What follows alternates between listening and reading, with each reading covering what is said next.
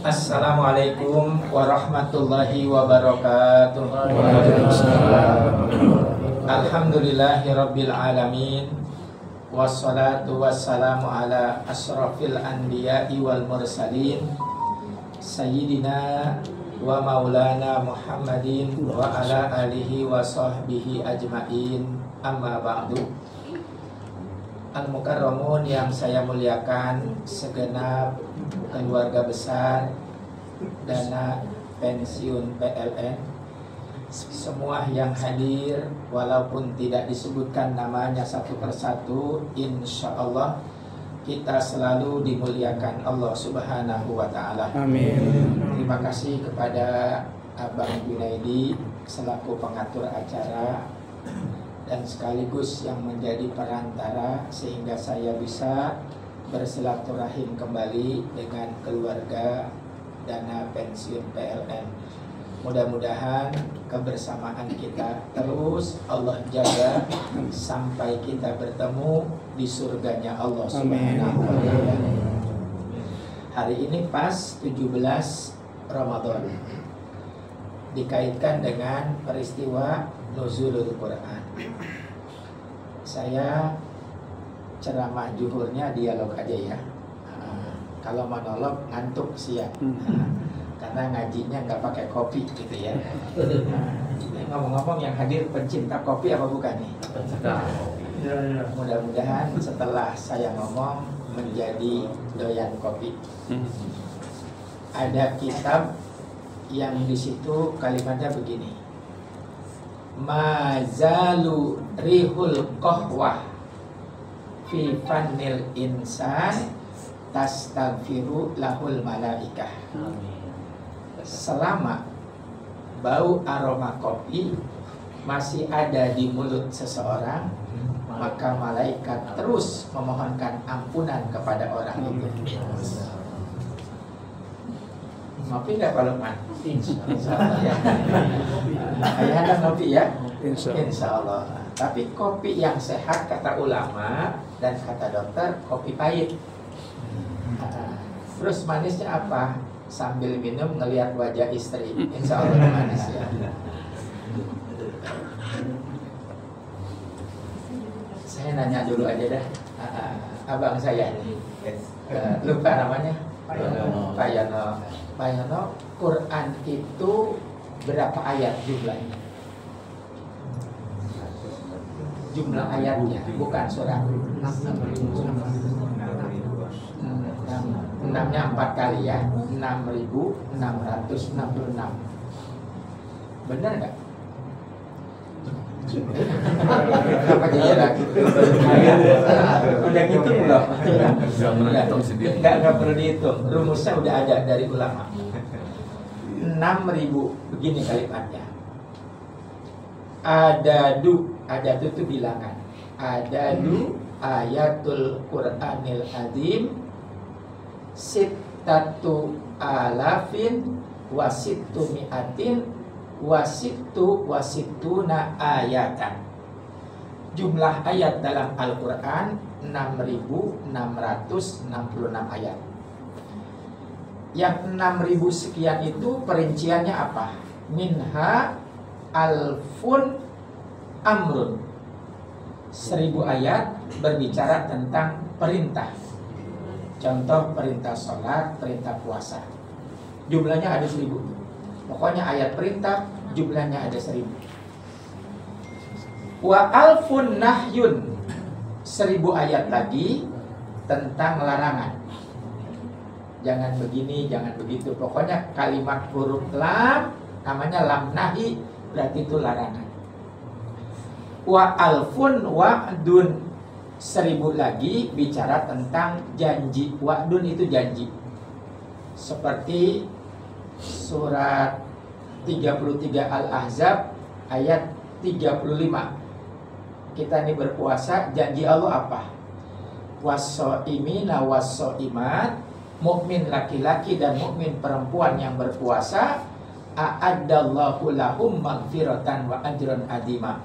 Allah berjanji kepada mereka akan memberikan ampunan dan pahala yang berlimpah. Itu namanya janji. Wa alfun wa idun. 1000 ayat lagi berbicara tentang ancaman. Berarti jumlahnya udah berapa? 4000. Wa alfun kisosun wa akhbarun. 1000 ayat lagi berbicara tentang kisah. Wa akhbarun dan tentang khobar. Bedanya apa kisah dengan khobar? Kalau kisah itu peristiwa yang terjadi di masa lalu dan benar-benar terjadi. Makanya di Quran ada surat 28. Surat apa namanya? Al-Qasas. Artinya kisah-kisah.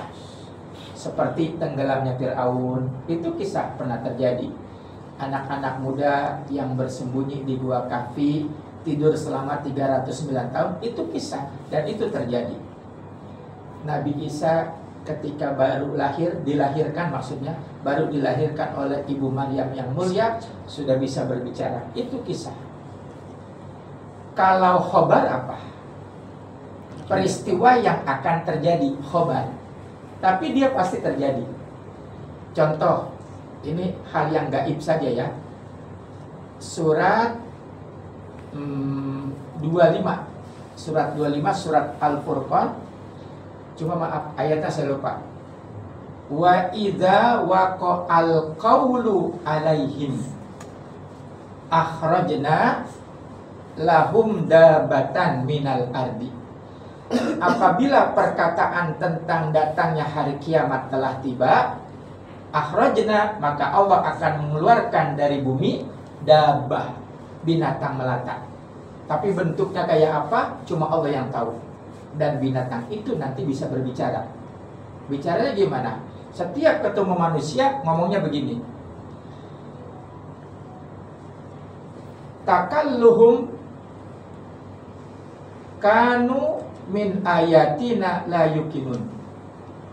Kebanyakan dari manusia dengan ayat-ayat Allah tidak yakin. Itu perkataan binatang tersebut. Itu namanya khobar dan pasti akan terjadi. Khobar yang lain yang lebih besar, peristiwa hari kiamat, pasti akan terjadi. Walaupun kita tidak menemui. Kematian pasti akan terjadi. Jadi khobar itu peristiwa di depan yang bakal terjadi. Udah berapa tuh? 5.000. 1000 lagi. Wa alfun min ibaratin wa amsalin. Berbicara tentang ibarat dan perumpamaan. Ibarat contohnya begini. Al-Baqarah 261. Maaf, orang yang sedekah mengungkit-ungkit la tubtilu shadaqatihim bil manni wal adha. Sedekahnya mengungkit-ungkit dan menyakiti penerimanya, bahkan dia tidak ikhlas, maksudnya ria, pamer, diibaratkan seperti batu hitam di kegelapan malam, di atasnya ada segenggam debu, kemudian hujan deras turun. Maka dalam seketika pahalanya hilang. Kalau perumpamaan di surat Ibrahim ayat 14-15. Misalnya, perumpamaan orang-orang yang membaca kalimat thayyibah. Seperti apa? Orang yang membaca kalimat thayyibah diperumpamakan seperti apa oleh Quran? Pohon apa? Kasajaratin thayyibatin. Seperti pohon yang baik. Thayyib itu yang baik. Coba abang saya, pohon yang baik menurut abang apa definisinya? Yang subur. Subur. Kuat, akarnya kuat. Akarnya kuat. Ada lagi? Buahnya banyak. Biar kata akar kuat kalau nggak ada buahnya. Jadi ada 3 di Quran. Asluha sabit. Akarnya menghunjam ke dasar bumi. Far'uha fis sama. Cabangnya sampai ke langit. Tu'ti ukulaha kullahin. Buahnya itu keluar tidak pada musimnya. Durian setahun sekali. Kelengkeng setahun sekali. Pisang Nggak ada musim. kayaknya dia tanpa musim ya. Tapi kalau pohon yang baik, hari ini panen, kelar panen, detik itu juga panen lagi. Itu namanya tu'tikulahin, tiap waktu dia panen. Itu hebatnya orang yang selalu membaca kalimat thayyibah. Contoh kalimat thayyibah itu yang terpampang di dalam zikir setelah sholat fardu.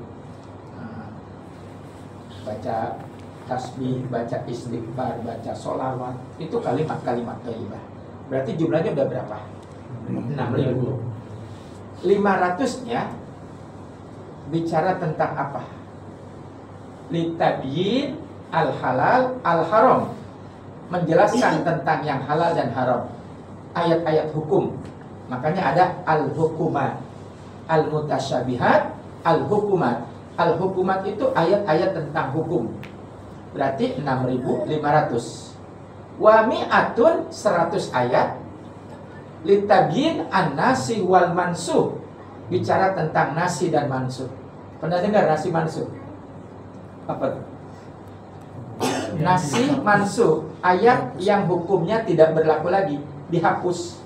Ayatnya tetap kita wajib imani, dia tertera dalam Quran, cuman hukumnya sudah tidak ada lagi. Contoh, perbudakan. Zaman dulu ada perbudakan, tapi sekarang tidak ada. Ayatnya tetap ada. Itu namanya nasih dan mansuh.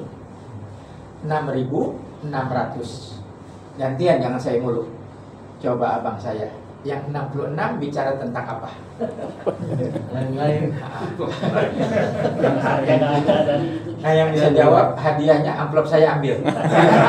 Apa kira-kira? 66 bicara tentang apa? Perkawinan. Bukan. Perkawinan tadi hukuman. Ahli waris. Ahli waris hukum juga. Nih tete-tete saya di balik hordeng, ada yang tahu? 66 bicara tentang apa teh? Enggak. Teknologi. 66 itu berbicara tentang du'aun wa azkarun wa istighfarun. Doa, zikir, istighfar, jumlahnya 66 ayat. Jadi genap 6.666 ayat. Quran itu berbahasa Arab. Surat Yusuf ayat 2 dan 3. Inna anzalnahu Qur'anan Arabiyan la'allakum ta'qilun. Sungguhnya kami menurunkan Al-Quran berbahasa Arab agar kamu mudah mengerti. Karena bahasa Arab itu bahasa yang punya perbendaharaan kata yang paling banyak. Di Indonesia, suku apa yang bahasanya, padanannya, persamaannya paling banyak? Jawa. Jawa apa Sunda? Jawa. Makan coba. Bang siapa namanya? Bang Edi. Bang Teddy. Edi. Bang Edi. Edi Misbah. Edi Misbah. Misbahun apa misbahun?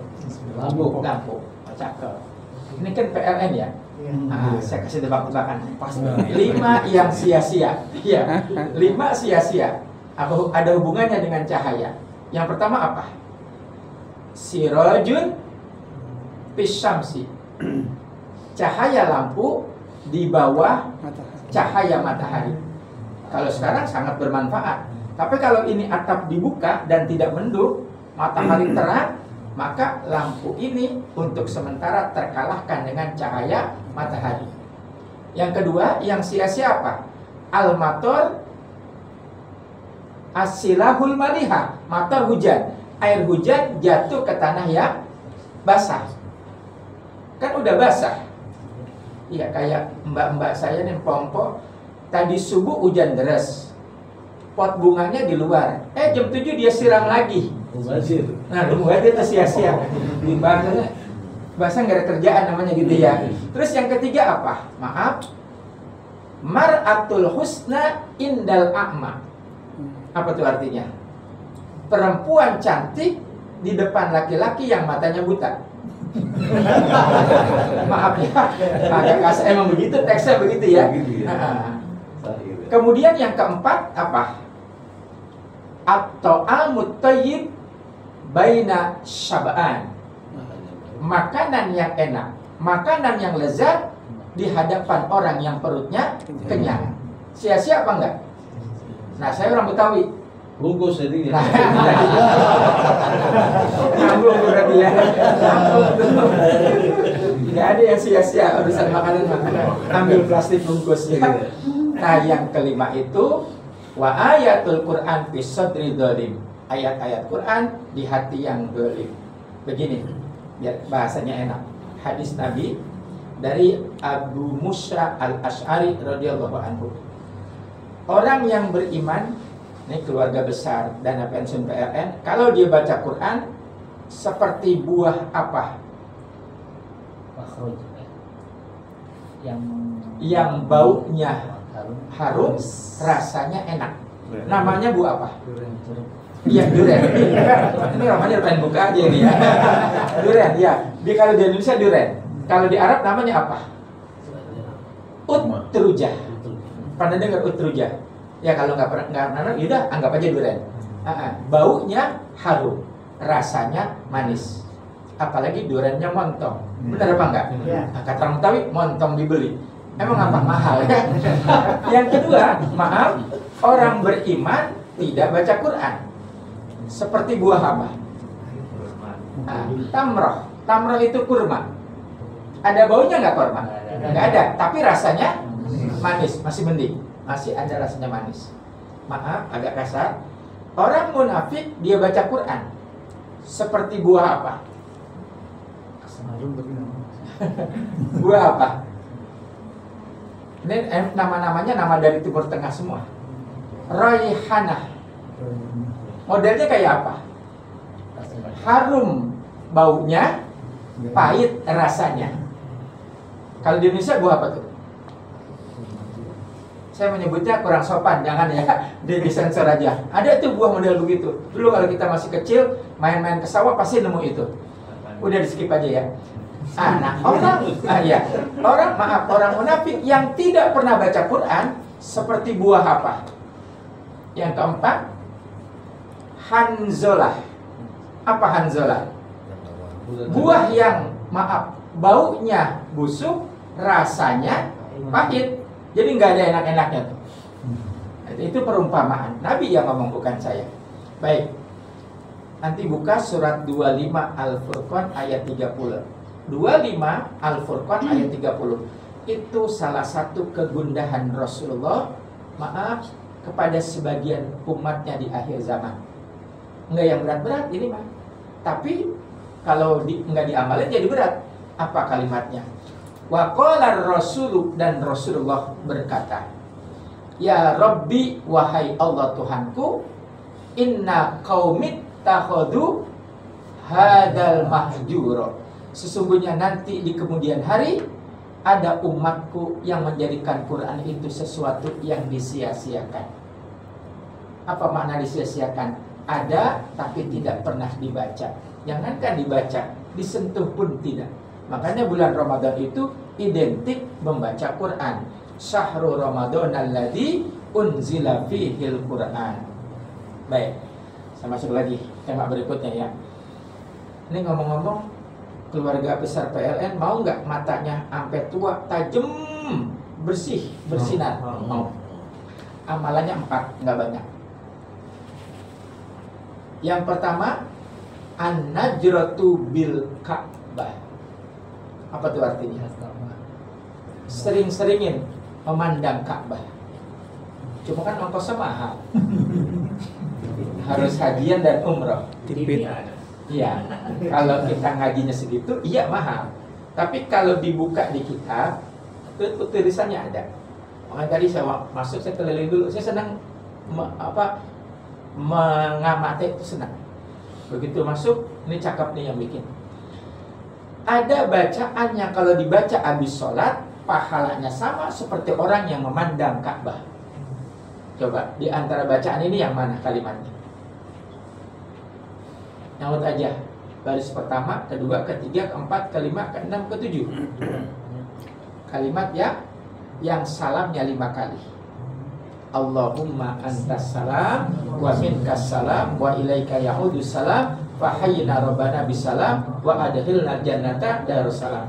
Orang yang habis sholat dia baca itu, pokoknya bacaannya terserah, tapi tidak meninggalkan bacaan Allahumma antas salam, maka pahalanya sama, sepadan, setara dengan orang yang memandang Ka'bah.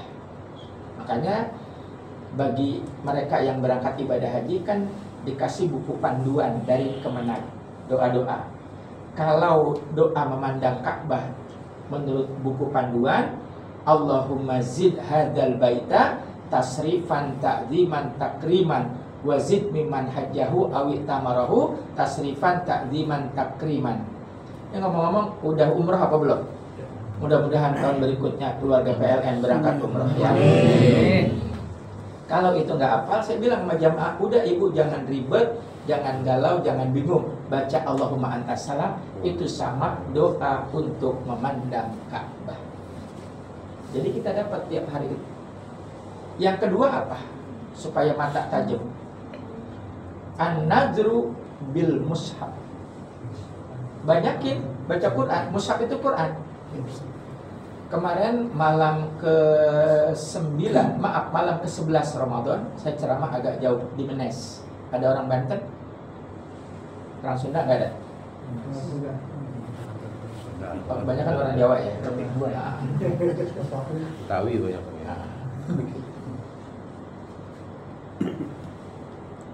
Itu pesantren salaf, pesantren hanya untuk supaya santri lulus bisa baca kitab gundul.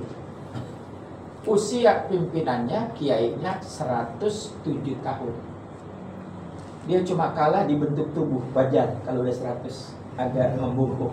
Tapi mata Masya Allah, baca kitab udah kayak baca koran. Dan sewu ayah anda nggak pakai kacamata. Ngomongnya nyetak. Nyetak tuh bahasa Betawi. Coba saya ini apa? Jelas. Tapi nggak cuma sekedar jelas. Kayak orang berpidato gitu. Masih berapi-api. Nggak kelihatan tanda-tanda ketuaannya. Gitu. Memang kebetulan Pak Kiainya hafal Quran 30 juz. Itu kalau dalam sehari dia bisa sampai 10 juz baca Quran. Kalau lagi nggak ada tugas ngajar kemana-mana. Kita mah jangan sampai segitu-gitu amat dah. Yang penting Quran kita baca begitu ya. Jangan sampai nggak dibaca di bulan suci Ramadan. Yang ketiga, an-nadratu lil abawain. Sering memandang wajah orang tua. Ayah, ibu, garis miring mertua masuk. Karena kan orang tua ada 3. Coba abang saya. Orang tua pertama siapa? Orang tak kandung. Man waladaka, orang yang melahirkan. Yang kedua, Mertua. man ibnatahu zauzaka, orang yang memberikan anak perempuannya kepada kita. Mertua, garis miring mitoha. Masih ada belum mitohanya? Alhamdulillah. Udah nengokin belum? Udah. Bawain apa itu kemarin? Pokoknya kalau ke rumah orang tua, ke rumah mertua, ini orang Betawi punya peribahasa ya. Ke rumah orang tua, ke rumah mertua, jalannya miring, pulangnya lempeng. Miring bawahnya banyak ya. Nah, orang miring kan berarti ada tentengan, Pikulan. ada bawaan, ada cindera mata. Pulangnya lempeng, jangan dibalik ke rumus itu. Lagi gendong tadi. Ini bercandanya ya. Terus yang ketiga siapa orang tua? Guru. Man allamaka, orang yang memberikan ilmu kepadamu. Pandang wajah mereka dengan pandangan penuh kasih sayang. Yang keempat, jangan saya mulut. Kira-kira Pak Lukman apa yang keempat? Memandang apa? Mata tajam. Yang hijau-hijau. Kalau hijau bukannya tajam, seger. Memandang suhbatus solihin, orang-orang yang soleh. Adem kalau yang orang soleh. Benar apa enggak? Melihat orang soleh itu adem. Dari wajahnya aja, auranya Allah berkasih. Yas'anuruhum baina aidihim wa bi aimanihim. Dari wajahnya aja kita lihat, kata orang Betawi, resep, bawaannya enak-enak. Memandang wajah orang-orang yang soleh gitu. Nah satu lagi di luar hadis, di luar yang tadi 4, satu mudah-mudahan dipakai nih ya sama keluarga PLN. Ini hadisnya di kitab Sahih Muslim. Man qala yusma'u qaulal muadzin, apabila mendengar muadzin mengucapkan kalimat asyhadu anna Muhammadar Rasulullah, caranya gimana? Tempelkan 2 jempol. Tuh, 2 jempol tempelin. Setelah itu apa? Maka mengucapkan marhaban bi Rasulillah wa qurratu aini. Udah segitu doang. Muhammad sallallahu alaihi wasallam. Saya ulangi ya. marhaban bi Rasulillah wa qurratu aini Sayyidina Muhammad sallallahu alaihi wasallam. Summa yuqbalu ibhamaihi, cium jempolnya, wa yaj'alhuma ala ainaihi, usapkan ke mata, lam yarmad wa lam ya'ma abadan, sampai tua, sampai dia meninggal. Allah jauhkan dari penyakit mata yang ringan maupun yang berat, dan Allah jauhkan dari penyakit buta, karena di dalamnya ada nama baginda Rasulullah. Itu salah satu yang bisa membuat mata itu makin tajam. Baik, kita kembali lagi. Quran itu salah satunya adalah kitaban mutasyabiha masaniyah. Mutasyabiha apa? Sama, ayatnya sama. Pernah nggak ketemu ayat yang sama? Pasti pernah. Itu uniknya Quran. Contoh, mana ayat yang sama? Surat Al-Ahqaf sama surat An-Naml, kan jaraknya lumayan jauh. Dia doa buat orang tua tuh. Yang hafal bantuin ya. Di surat Al-Ahqafnya begini, Rabbi auzi'ni, terus an ashkura nikmatakallati an'amta alayya wa ala walidayya wa an a'mala sholihan tardahu, terus wa aslih li fi dzurriyyati inni tubtu ilaika wa inni minal muslimin. Itu doa buat orang tua.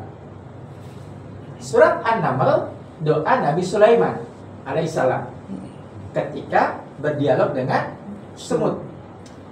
Rabbi auzi'ni an ashkura nikmatakallati an'amta alayya wa ala walidayya wa an amala sholihan tardahu. Sampai di situ sama. Ujungnya berbeda. Ujungnya apa? Wa aslih itu yang tadi. Wa adhilni birahmatika fi ibadikas sholihin. Jadi sama, itu namanya mutasyabih. Ada yang masani. Apa masani?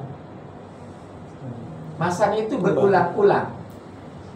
Mana yang berulang-ulang? Yang berulang-ulang begini. Ini buat empok-empok saya di balik gorden yang masih jomblo ya, yang masih bujangan. Yang belum nikah ada nggak yang laki? Pak Lukman belum ya? Belum. Ya. Maaf. Doa buat anak yang cakep kapan? Ya kan udah pada berkeluarga nih. Doa yang cakep buat anak di saat kapan? Kalau ngikutin Quran. Di saat anak di mana gitu aja, dah gampangnya. Pada saat mengandung apa? Dikandung. Itu doanya siapa? Doa siapa? Doa bukan Nabi. Siapa? Tapi dia disebut namanya di Quran. Imran. Iya, memang ada surat Luqman surat 31, tapi kebetulan yang dimaksud Imran. Makanya ada surat nomor 3 Ali Imran, keluarga Imran. Imran istrinya siapa, Bang? Hannah, betul. Nah, kalau semalam saya dibilimun, Imran siapa istrinya? Bu Imran, Pak Ustaz. Ya udah bener aja dah kata saya. Imran nikah dengan Hannah. Dari proses pernikahan mengandunglah Hannah. Jadi cikal bakal anak soleh doanya itu pada saat mengandung. Mana ayatnya? Wa idh qalat imra'atu Imrana, dan ingatlah ketika istri Imran Hannah berdoa kepada Allah. Inni nadartu laka. Apa doanya? Ma fi batni. Ayo terusin dong. Ma fi batni. Ini kalau bisa nggak cuma amplop, HP abang ambil ya. Enak banget kata abang ya. Maafi batni muharraran fataqabbal minni innaka sami'ud du'a. Artinya apa? Ya Allah, di saat sedang mengandung nih, nanti mbak-mbak yang pengen nambah anak lagi, ya Allah, jadikanlah bayi dalam kandunganku ini muharraran, orang yang cinta kepada agamanya. Segitu doang mintanya, nggak banyak. Makanya doa Nabi buat anaknya pendek. Nabi Ibrahim apa? Rabbi habli minas sholihin. Ya Allah, jadikan anakku anak yang soleh, titik. Kalau kita kan kebanyakan mintanya. Ya Allah, jadiin anak saya ganteng, pinter, kerja di dana pensiun PLN, semua pakai disebutin segala. Kata malaikat kepanjangan, bener apa enggak? Jadi cukup aja. Mafi batni muharraran. Ataqabbal minni, engkau maha mendengar dan engkau maha menerima segala doa. Buktinya apa? Doa itu manjur. Nah, begitu lahir, lanjutannya nih. Apa lanjutannya? Inni samaituha Maryam. Aku beri nama anakku dengan nama Maryam. Jadi yang ngasih nama siapa? Kedua orang tuanya. Nama Maryam. Nah, ini doa lagi. Tandain doanya buat anak lagi. Wa inni uidzuka biha wa dzurriyyataha minasyaitonir rajim.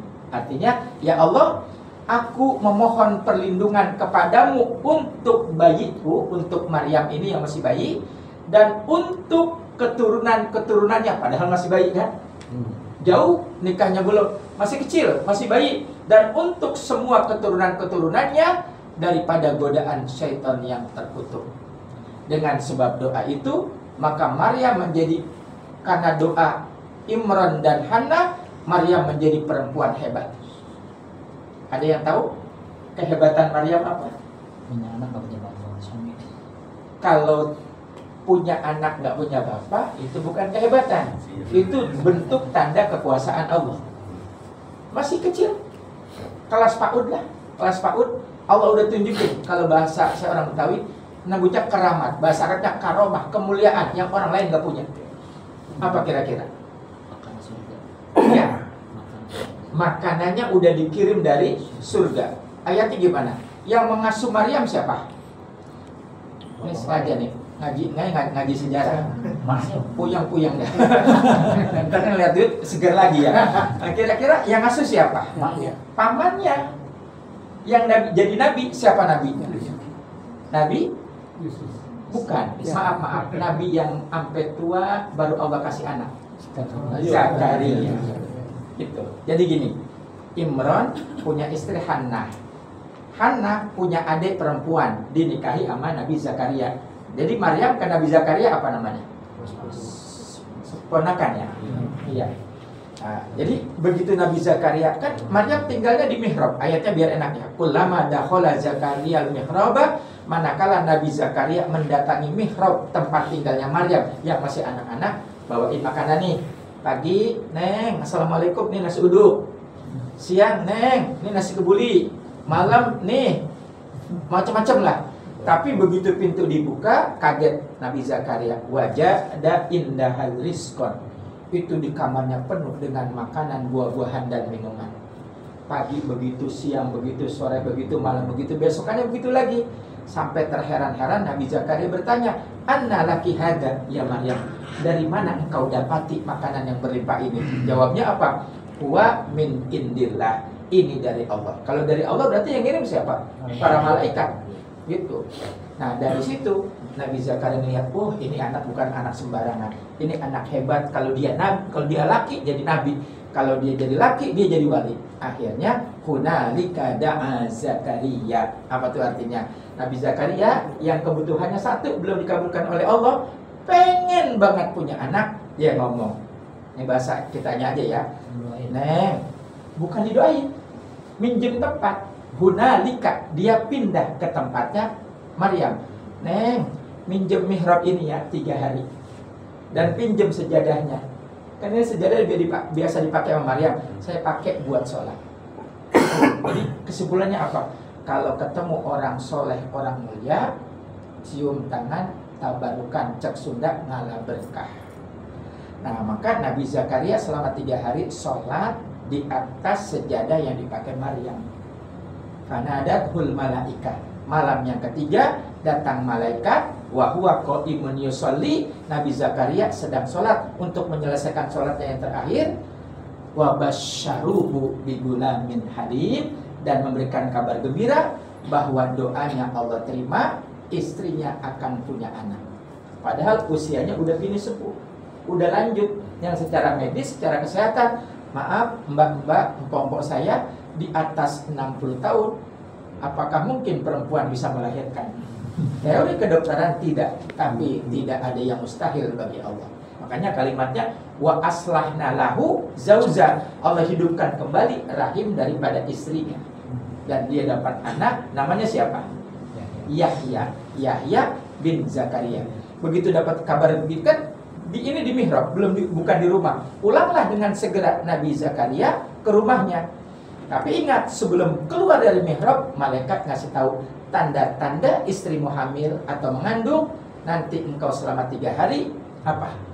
Tidak bisa berbicara kecuali dengan isyarat. Kalau bahasa Betawinya tiba-tiba gagap gitu aja. Datang ke rumah hari pertama Senin, mau manggil istrinya, "Neng, kopi." Enggak keluar tuh kalimat. Wah, ini berarti tanda. Buru-buru dia lari ke istrinya, dia pegang. Wah, masih langsing. Besok hari kedua gagap lagi.